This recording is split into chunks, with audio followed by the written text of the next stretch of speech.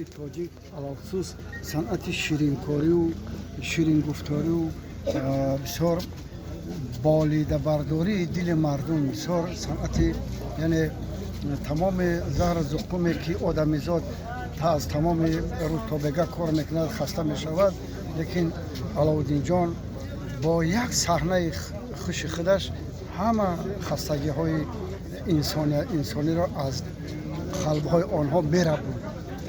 این با مردم همیشه شادی و خرسندی و شفا بخشی دوام میکرد و نه دیگر چیزی. امروز فکر میکنه که ما بسیار تلفات جدی داریم. روحشون شاد باشن، روحشون شاد باشن، آرام باشن. تسلیت میکنم. تشکر. شما امروز 17 فوریه سال 2022 یکی از هنرمندان بسیار معروف و مشهور و بسیار سرسپرده هنر و کسب از بین ما رفت و شما باور کنید که این لحظه هیچ یک هنرمند آزاد سخن کردن نمیتونه. از خاطر که این شخصیت هم هنرمند بود هم انسانی بلند بود.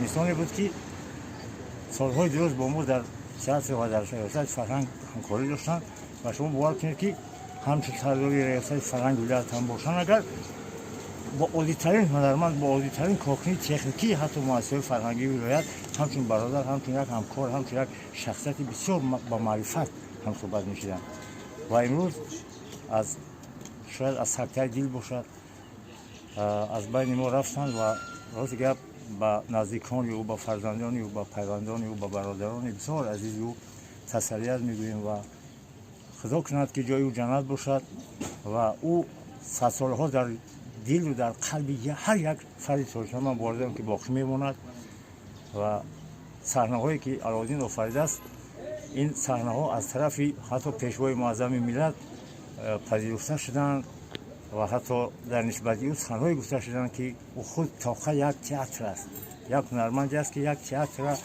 جوابگو است، سوال جواب میگوید. این از هنری بلند علاءالدین شهادت میدهد. ما همراه علاءالدین در سفرهای هنری بودیم چه در جمهوری و چه بیرون از جمهوری در بسیار جمهوری‌های همسایه و برادری سابق اتحاد شوروی بودیم و بسیار همسفر خوب بودن، بسیار برادری عزیز بودن، بسیار گرامی قدر بودن و شما باور کنید که تمام دنیا علاءالدین عرقی امروز احترام میکرد و در کجایی که نمیرفتیم از مرغاب سر کرده تا اشت تا رشت تا تمام جاها علاءالدین یک شخصیت بزرگ برای پیشواز میگفتند و احترام و حرمت عزتش میکردن و بار دیگر با اهل و پیوندان او کس من تسلیت میگم و جاش جنت باشد، روحش شاد باشد. تشکر زیاد. امروز تاجیکستان یک تلفات بزرگی را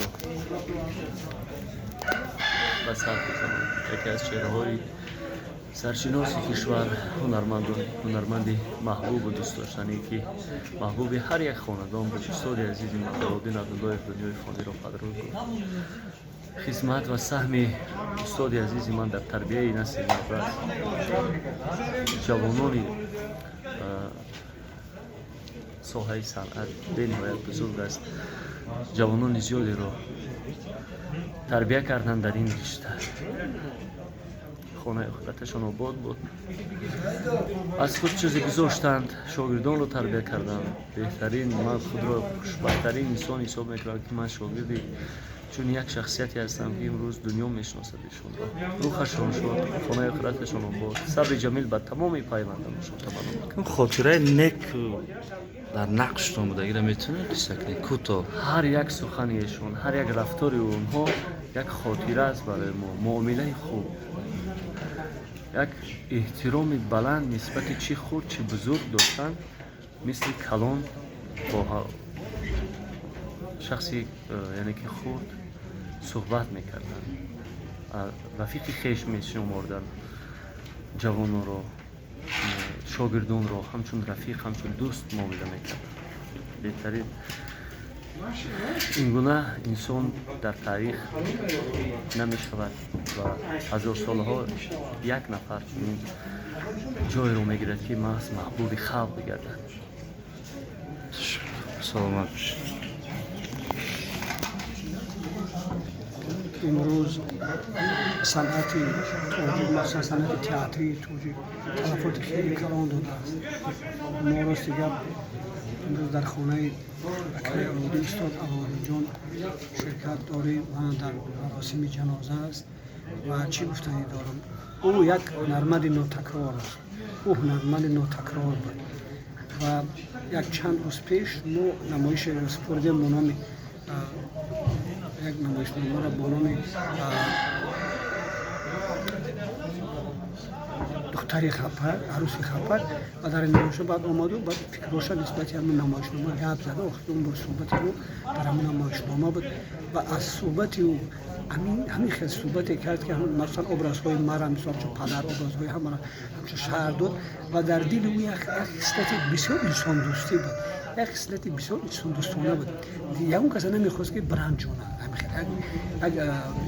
مثلا همچون با هنرمند یک مناسبتی با عجایب داشت، با وجود که خودش هنرمند بود و هنرمند خوب میفهمید و بسیار ما چندین مسابقات با یک جا بازی کردیم، چند نمایشنامه یک جا بازی کردیم. من از آوانی که تئاتر اومدم علوی جان خوب میدونم، خوب میشناسم.